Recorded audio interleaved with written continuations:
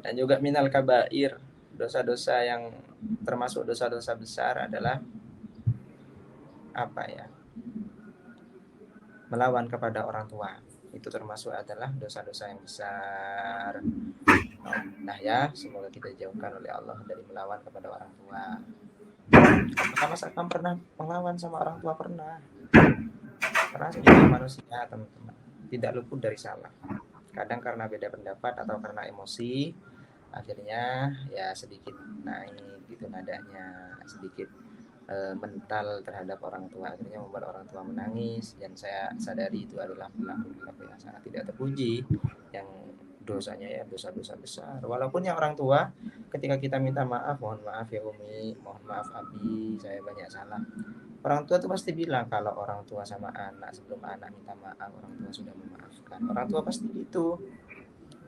Tapi ya kalau kita nggak minta maaf selamanya dosanya akan tetap mengalir. Ya makin besar makin nggak enak hidup kita nanti gara-gara tidak ada ridho dari orang tua.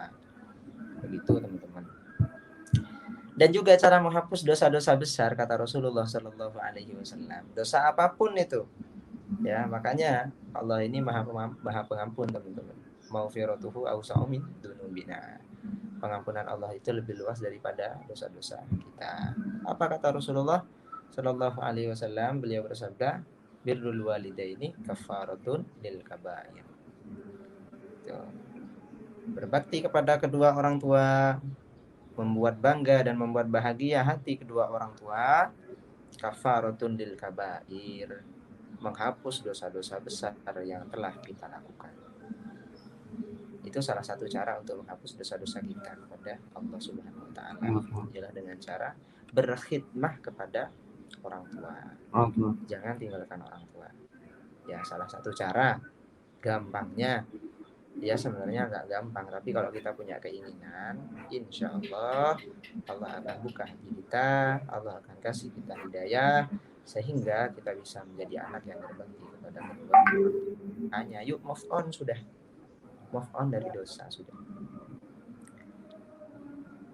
Sepertinya kita tidak sadar ya teman-teman, sering mengumbar aurat, senang dengan kemaksiatan, bahkan diceritakan. Saya sendiri pun tidak sadar ya. Ini nasihat untuk saya pribadi.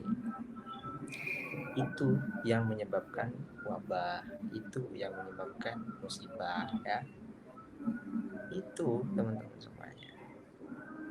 Jadi karma memang ada. Ketika kita menanam kebaikan kepada sesama manusia ataupun kepada Allah, kita juga akan memetik kebaikan. Kalau kita menanam kejahatan, kejelekan, kemaksiatan, maksiat kepada manusia atau kepada Allah, ya kita juga akan memetik yang namanya kemaksiatan, yang mana hidup kita nanti akan jauh dari keberkahan, nggak akan berkah.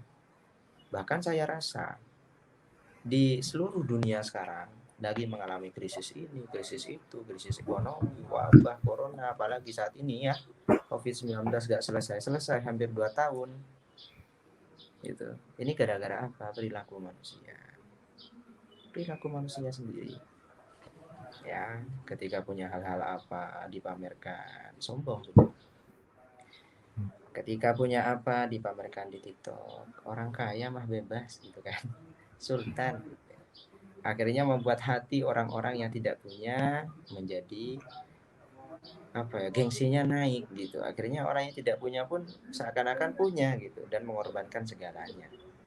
Mengorbankan orang tua, mengorbankan sawah yang hanya sepetak gara-gara ingin mengejar yang namanya gengsi. Ingin mencukupi gengsi. Iya. Itu saya itu dulu ya. Di desa saya ini ya alhamdulillah sampai sekarang masih adatnya itu kental.